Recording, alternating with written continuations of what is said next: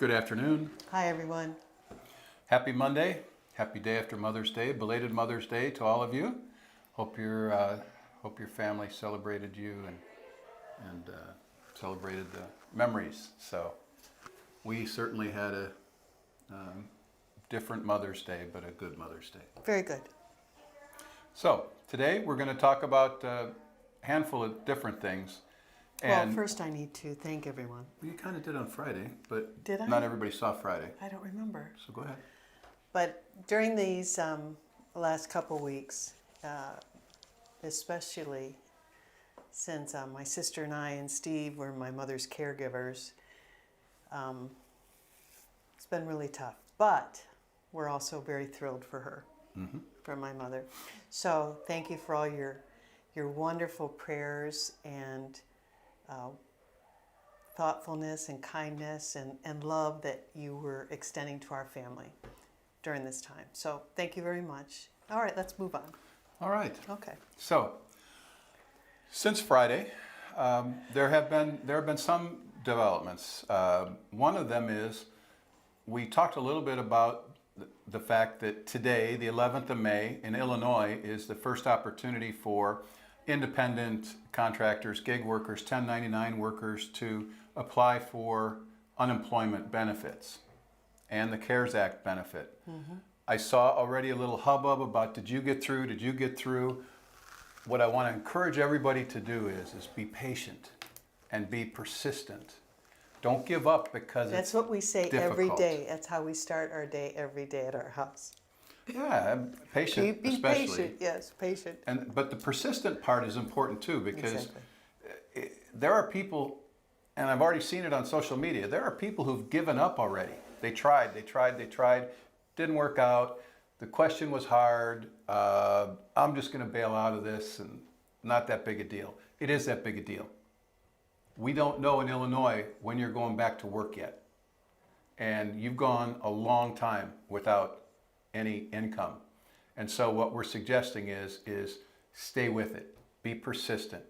Get the help that you need. If the online forms aren't working for you, get someone on the phone.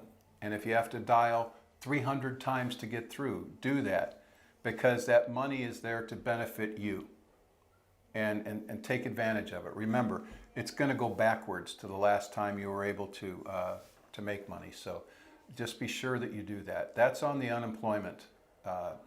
As far as the other things, we wanted to tell you that just a quick update on the new Main Street loan.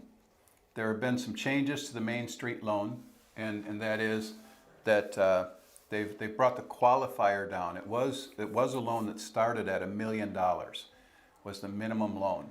And so it eliminated the majority of our salons. But now they've reduced it to $500,000. And so why I tell you that is that there are many of you that have applied for the EIDL loan, the EIDL loan.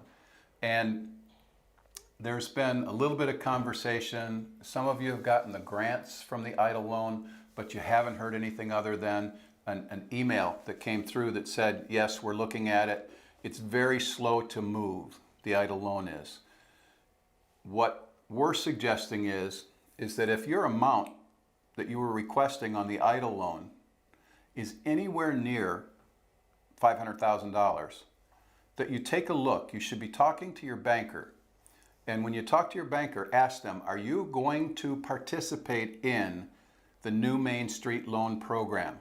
Because the bank has to opt in. It all goes through banks. It's not an online application like the EIDL was. So you're going to have to talk to banks about that. But start with their banker, yeah. Start with your banker first. Chances are excellent they're going to, because the majority of the risk is taken by the Federal Reserve. The other part about that is it does not require a personal guarantee or a collateral. You putting up collateral. It's still a low interest loan. The thing is, it hasn't fully been released yet.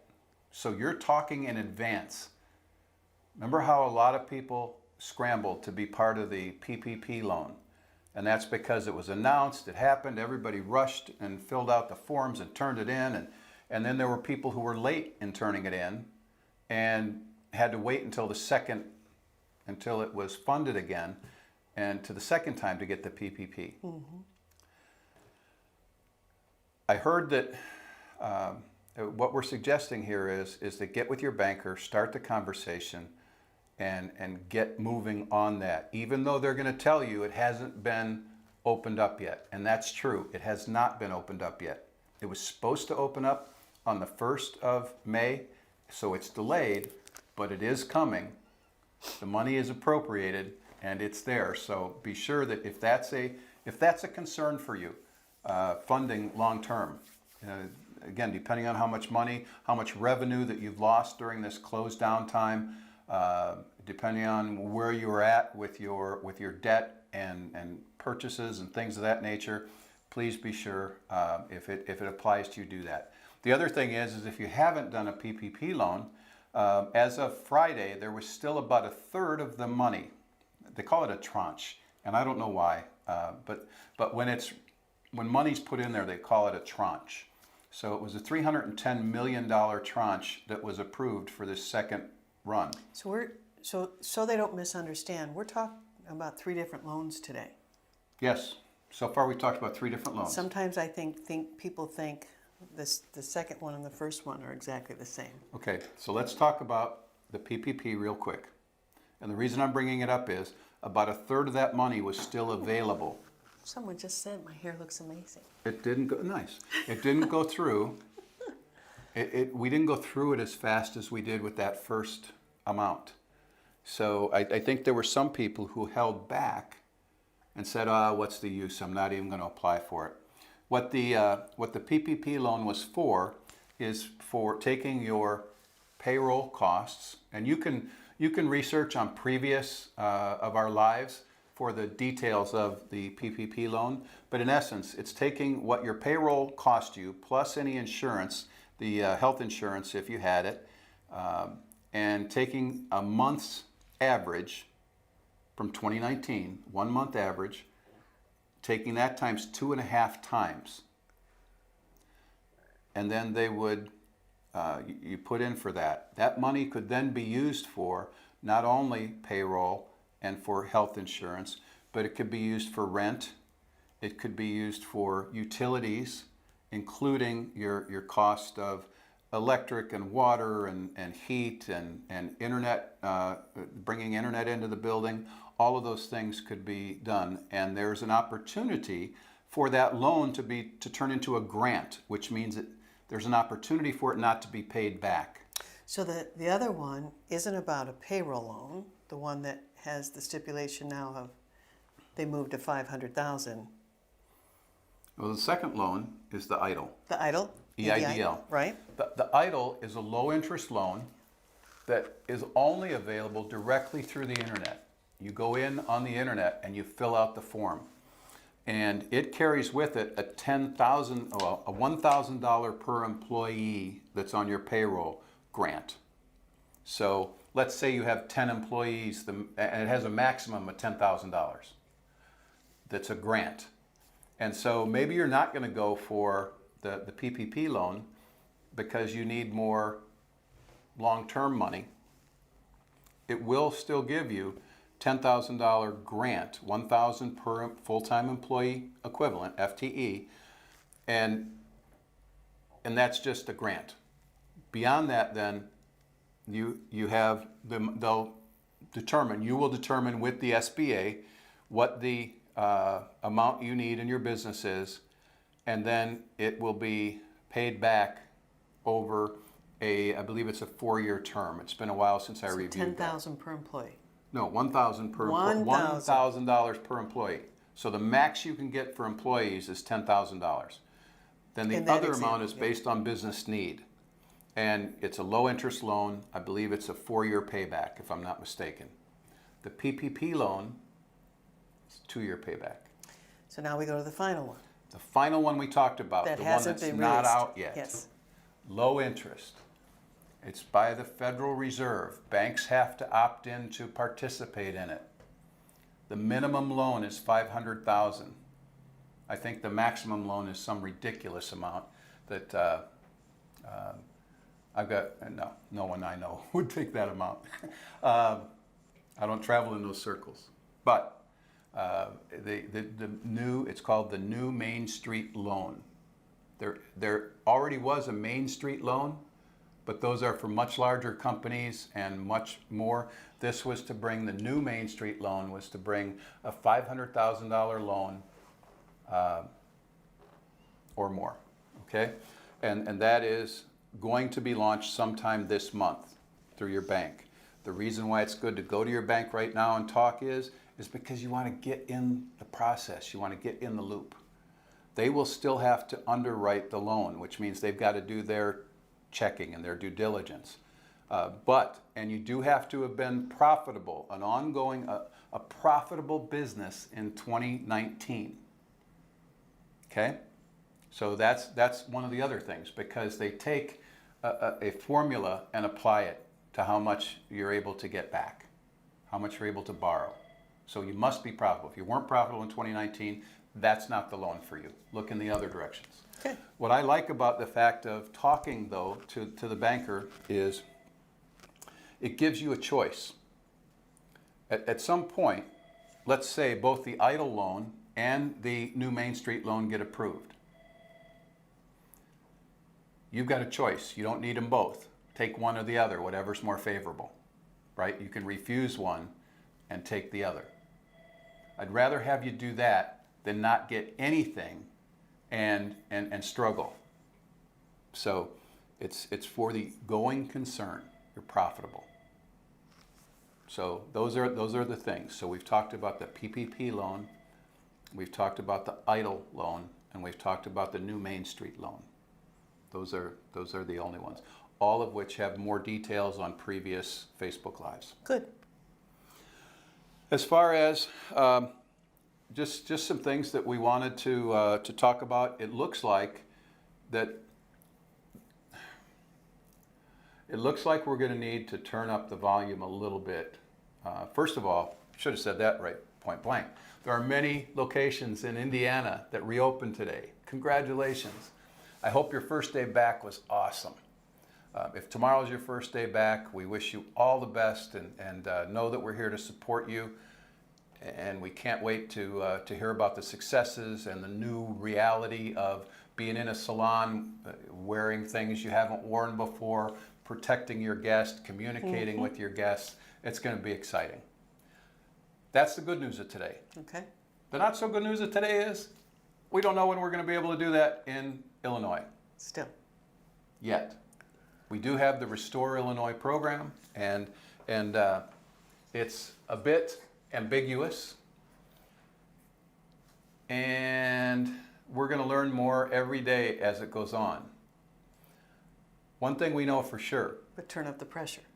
Yeah, we all need to turn up the pressure. That's the thing. We need to, again, that persistence. We will persist without exception. I love that part of John Gordon's book. We will persist without exception. We're not going to give up on this. Our local servants, our local public servants, need to hear from us. Some of you did already. I was so happy to read some of the notes that those of you wrote back and said, I sent this message, I talked to this person, I did this, I did that. And we have been too, obviously, throughout this process. I was fortunate to be on an hour-and-a-half call today, just looking at Restore Illinois and what is it that we need from it, and who do we need to communicate with, and how is that going to happen. What it looks like is this. Chicago area, it's broken. The state's broken into 4 regions, and the northeast region is Chicago and suburbs, but it goes down as far as Kankakee County, and it goes up as far as McHenry and Lake County, and it goes as far west as Kane County and Grundy County. Mm-hmm. So it's not the typical 5 collar counties that you hear about from Chicago and suburbs. It extends out into some pretty rural area, but we're all in one group. We're all in one group, and that's the Northeast region. Well, and I would think, based on sheer formulas, that would be the last region to be okayed. Absolutely will be. And so, I mean, really what some people want is they want Cook County to be its own region, because Cook County is so... The masses. Well, it's density of population. Right. Is so different than, Other if you were to places. take the density of population between Cook County and Kankakee County, immensely different. Cook County and Will County, immensely different. And so on. You go into Grundy, you go into Kane, you go into Kendall, you go into even McHenry County, and I think for the most part Lake County too. It's just nothing compares to the population density in Cook County. And with that in mind though, all of our numbers get rolled together. And based on the Restore Illinois program, we have to have several different metrics. I think I covered a little bit of this on Friday. There's metrics that have to be hit. And not only do they have to be hit, some of them have to be hit for 28 consecutive days. Maintained, yeah. And the reality is that in the Northeast region, we've already had increases. And so I think we're already back to the counter being 1 again, as soon as it decreases. So the earliest anyone could reach phase 3, which is when salons and barbershops open. The earliest. In this area you're talking about. No, not in our area, not in the Northeast, but in the Northwest, in Central and Southern. The very earliest anyone could open in the salon is May 26th. That's if everything goes well, the earliest anyone's going to open. The way we read the program right now is May 26th. Northeast, Chicago suburbs and beyond a little bit, it's going to be after that. And we're into June, the way it looks right now. So let's keep that pressure on. And so specifically what we're going to ask for is this. We're still asking for a dashboard daily by region that tells us in this metric we're in day 5. In this metric we're in day 0 because the number went up. In this metric we're in day 7. In this metric. So you see, we're looking for by region, because then you would be able to know, if you were in the Northwest area, you would be able to know, hey, we're going right along. Everything's at 11 days. The longest that you have to duplicate is 28 days, so we're 17 days away from opening, as long as the number doesn't go up. See, that's the thing. That's the thing about this ambiguity, is that if we are not seeing the number, how do you know? And also realize a lot of these numbers are rolling 7 or rolling 14-day averages. What you hear daily in the governor's press conference Just new cases. is daily numbers in the last 24 hours. So if you're hearing daily numbers and yet the formula for us to come back is based on a 14-day rolling average, it's apples and oranges. You're never going to be able to get from here to there. What they're looking at. Yeah, so we need to make our voices heard in that right to whoever we can. Your local state representatives, anyone, the politicians that are running for office that are coming up.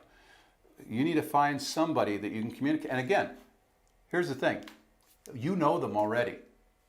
Somebody, either from their campaign or from their office or they themselves, have been a client of yours. They've been a guest in your salon. And so we may not have and don't have the same contacts that you do, but you have contacts that need to hear from you on behalf of all of us. So again, what we're asking for is a daily scoreboard that we can access online.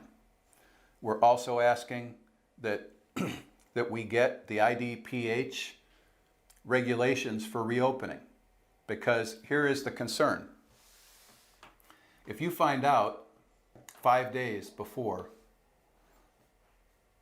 you're to reopen that you need certain articles of PPE, personal protection equipment, and you haven't already got it on order, it's going to be a challenge. Well, we've been diligent about getting all of our contacts in place, and we still are in a delay Absolutely. pattern. So there's some things you just can't get. the whole world's in a delay pattern because everyone's trying to fight for those same PPEs. So the sooner we know, the sooner we can start the process.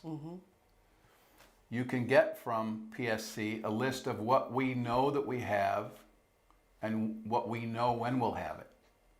And if it's out there a bit, you'll know that too. So let us help you with that. We want to, but we still, none of us have the exact requirements that are going to be there or be required. Oh, we haven't been told. We haven't been told. So anybody that says they do, it's speculation. Now I think it's easy to say, look on social media, see what other states are doing. It's going to be at least that. This governor has been over and above protective. We're not the first state reopening. We're the second state to close. We're certainly not the second state to reopen, nor should we be. Not saying that, but we need to know so that we can work toward an end goal.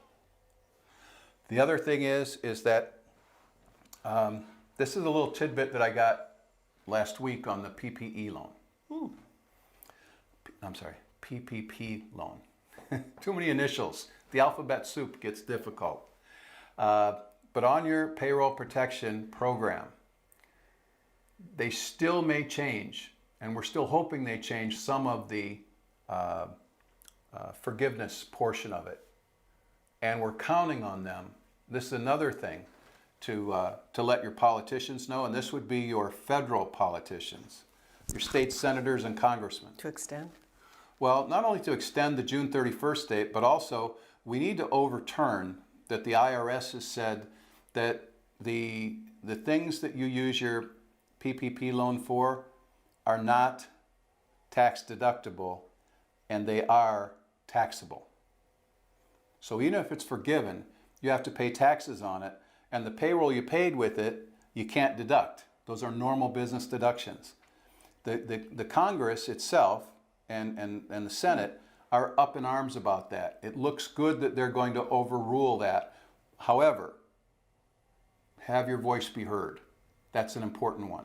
To make that IRS burden go away on the PPP loan. So how should they have their voice be heard?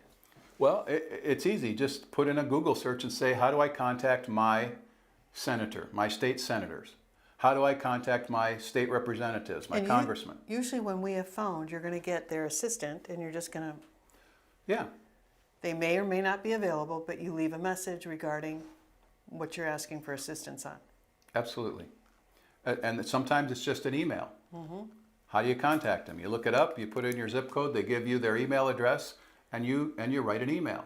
Other people I see are posting messages to the politicians in social media. Do it all. That's what I want to tell you, is do it all. Our profession, our industry needs to be heard from. This is a big time to show up. We need a big show up factor with this. And we've been saying that. So again, the PPP. The other thing is when you bring someone back from your PPP, and you can do this after the fact if you've already started to bring people back to your payroll. You want to produce a letter from the company offering that person their job back. They will either accept their job back or they will decline their job back. Now, here's what's important about that. They may decline their job back because they're still doing e-learning with their children. They don't have daycare. Their daycare facility hasn't reopened. They have no solutions for that. They would still decline coming back in writing. We're asking for that in writing. Why that's important is this. You put on your PPP application that you had X number of employees, full-time equivalent employees. Let's say you get a handful of them that can't come back because of that reason I just gave. They're the sole care provider for someone, and there is no one else that can do that. They give you a response that says, I cannot come back. Now, you're still going to, if you choose, you're still going to hire them back. That's the long-term intent. But the short term is they can't say yes to coming back right now. And you put that in your file with, when it comes time to prove up how much should be forgiven on your PPP loan, you will not be taken away. You won't be penalized. That's the word I'm looking for, penalized, for not bringing those people back. But I thought as soon as you extended a position back, then they can't collect unemployment anymore. Or have you decided, no, not you, but I can phase my employees in? Most people are going to phase employees in. Most people are going to.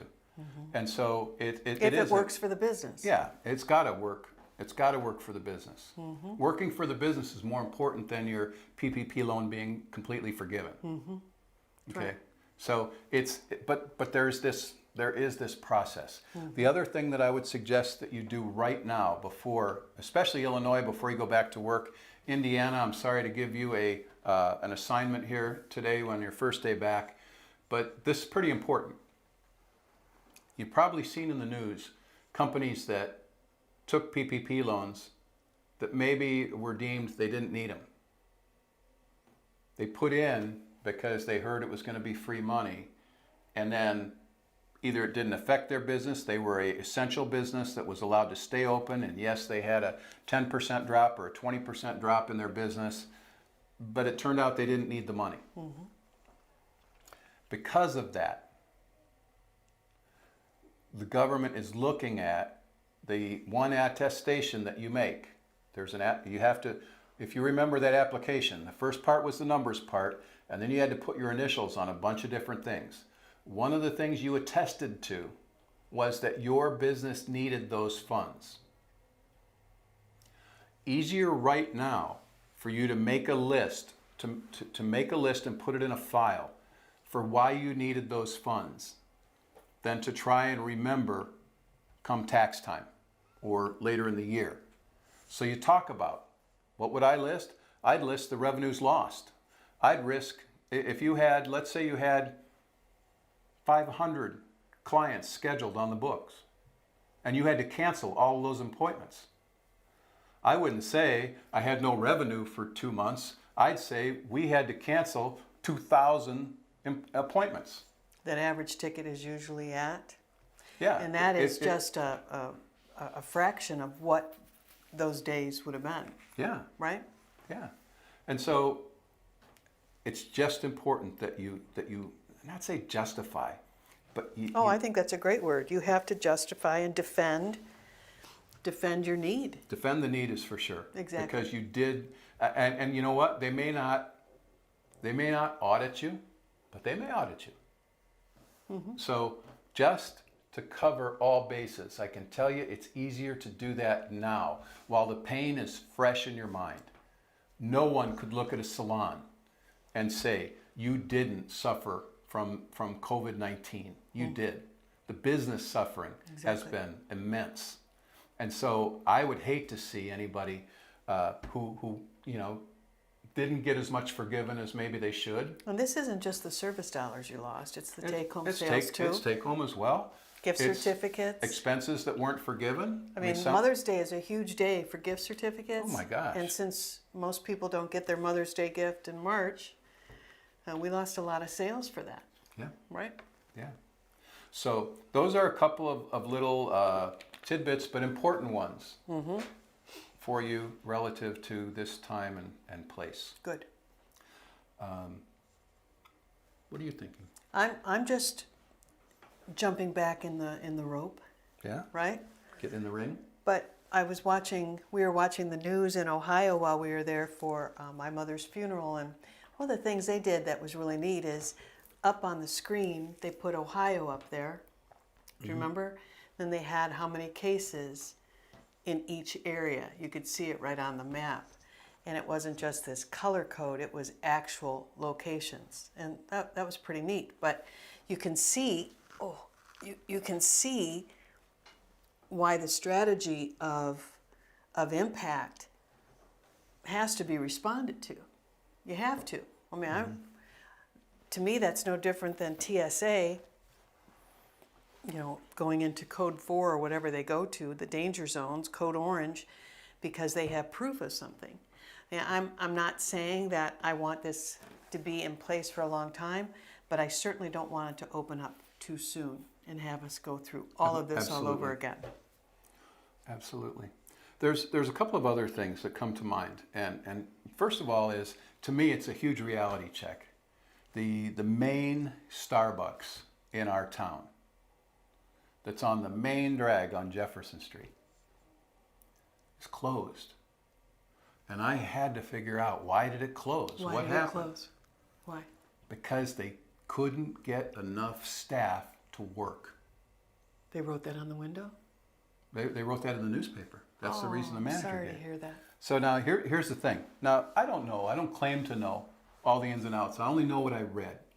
But to me, it draws an important point.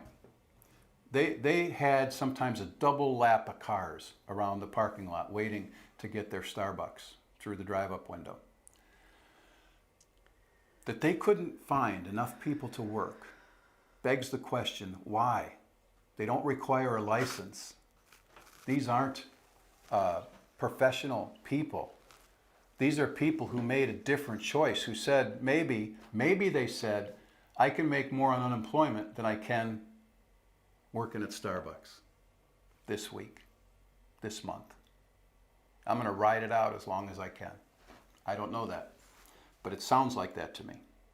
And so, if that's the case in a business that's as visible as Starbucks, that requires no license, what are you going to be doing to make sure you're not in that type of situation when you come back to work? And we do have friends that are telling us that they've got hairdressers that don't want to come back to work. Yes. Hey, don't do it. That's our dog. Don't. I'm sorry. Come here.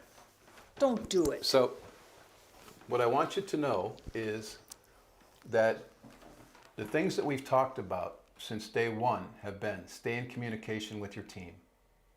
The other thing is find out. One of the things that really concerns me, and a friend of mine broke his staff into 3 different groups, not for when to phase back or come back, but his commitment to his salons was he was only going to be working no more than 1/3 of his staff at any one time. Now there's 2 reasons why. Mm-hmm. The first is, if someone were to come down with the virus as a result of, or somebody that came down with the virus and they were in your salon, maybe they didn't get it in your salon, but they brought it to your salon. Who's ever on staff at that point is more than likely going to be quarantined for 14 days. Do you want, and especially let's say you're a 5-chair salon and you've got 4 people working, do you want all 4 of you to have to be quarantined for 2 weeks? Do you want your entire front desk staff to have to be quarantined for 2 weeks? We have to be careful too, because this is a difficult situation, because I think in some ways it also, I understand the safety formula, and I understand that we're trying to not make sure that if we lose a shift of people that it kills our business, right? However, I also don't want... Well, if you lose everybody, I understand it definitely kills your business for 14 days. Of course, but also the setup or the reasoning or to be on unemployment. I mean, we've got 2 big issues here. One, we've got to protect the safety, and the other thing is we have to not allow this unemployment to be an excuse not to work. Mm-hmm. How are we going to bridge those 2? Well, there's a couple of things. First of all, we're doing research right now on how much can an employee make and still qualify for the unemployment they're receiving right now. That's a question. Okay. I don't have the answer. But it's not number of weeks, or is it? No, perhaps it's a hybrid. Okay. We need to know, but perhaps it's a hybrid. Perhaps by bringing people back a little bit at a time. 1/3 of your staff works 2 days a week, another 1/3, or half of your staff works 3 days a week, and half of it works the other 3 days a week. maybe what their income is allows them to make that income and still make full unemployment. Maybe. I don't know. But it's worth checking out, and we're in the What's process that of formula look checking like? that Maybe out. we can do that on Wednesday. Yeah. Well, yeah, we've got to find out the formula. That's why we're checking. Okay. I know of people who are doing this, but until it's real in Illinois and Indiana, in our numbers, I just want to present the idea. Okay. To look at it Good. and check out for yourself. Talk to your accountant. Talk to your attorney. Talk to the IDES and find out, because there are people who are allowed to still work and earn up to a certain amount, and still they're not working fully, so they're still on unemployment. Mm-hmm. Okay. Okay. Good. Well, I think that those are the main things. I guess I want to do a couple of PSC things internally. One is I want to encourage you that we are open at this point. We're servicing our Indiana salons. We are servicing Illinois salons that are ordering Still for a curbside. skeleton. It's still a skeleton staff. We're working a skeleton staff, of course, as anyone would. Our business is nowhere near what it was. But with that in mind, a PSC team member is answering the phone except during lunch hour. And you can get to us should you need to at any time, either through email, through voicemail, through any which way. I would really suggest that you start putting some numbers to what quantities of PPE things that you will need. So hand sanitizer, gloves, disposable capes, masks, face shields, things of that nature that are going to more than likely be required or would be suggested. I'm sure there'll be a required list and a suggested list. But remember, there's two things. One is compliance, but the other is to respond to your clients, your staffs need to be safe, and your guests need to feel safe. So it's one thing to do just the minimum. It's another thing to absolutely. My God, it's 100 degrees in here. It's okay. So anyway, those are important things. The other things that we're talking about doing, I'm hoping to put together for PSC Paul Mitchell salons to have a Paul Mitchell Zoom call where we talk about the Paul Mitchell plan for salon stimulus plan. We'll have a Davines for all of our Davines salons in our 2 states. We'll have a Davines Zoom call for you as well. And Milkshake we will as well. And so that's, what we want to do is make them brand specific so that we can have still a workable number of people that are involved, and you can ask questions and we can answer questions, and that'll be done within the next couple of weeks, but we'll make you aware of that. So, I have to tell you, I of course I didn't do much again today, but I feel like I'm back in the saddle a little bit. This morning we were having coffee, and he looked at me now and he said, "Now listen, I just need you to know we need to cut each other some slack right now, right?" I think I said you need to cut me slack. Right Well, now. I think both, but you said you need to cut me some slack right now, and I said, "Okay." And he said, "I've made a lot of decisions while you were going through all this with your mom, and you might not agree with them, you might agree with them, but I don't have time to explain everything to you. Are you coming in, buddy? You can come in." And he said, I don't have time to go back and help you understand all my decisions. I just need your support right now. I said, well, I don't know if I'm going to agree with all of them, but there's nothing I can do about that Hi, now. people on camera. And what did I Me say? again.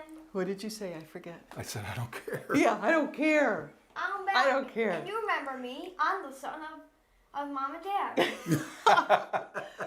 You've been such a special boy, haven't you? The people seen this, even Janet, if Janet's seen this too, and everyone else that knows me and other people, if you know me, you realize me. And from the girls, Happy Mother's Day. Oh, that was so nice sweet. of you. Happy late Mother's Day. Late Mother's Day, because it was yesterday, right? Thank you, everyone. We'll see you Wednesday. Thank you. We'll see you Wednesday. Bye. I What? love you. Bye, everyone. Bye, sweet people watching this, even Janet and everyone else. Bye. Bye. Have a good Bye. day.